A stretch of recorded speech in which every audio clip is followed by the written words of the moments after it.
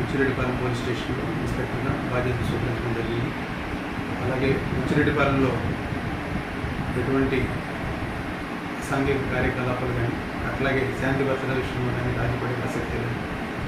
ముందుగా ఇక్కడ ఏదైతే ఎక్కువగా లాండ్ ఆర్డర్ ప్రాబ్లం దొంగతనాల మీద అట్లాగే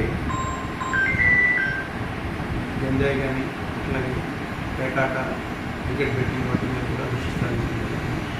ప్రాపర్టీ అఫెన్స్ కూడా జరుగుతుందని చెప్తున్నారు. ప్రాపర్టీ అఫెన్స్ మీద కూడా దృష్టి సారించి జరగకుండా ముందు చిరుకూరుపేటలో చేశాను. చిరుకూరుపేట ఓవల్సీ అక్కడి నుంచి ఉచ్చిరెడ్డిపాలెం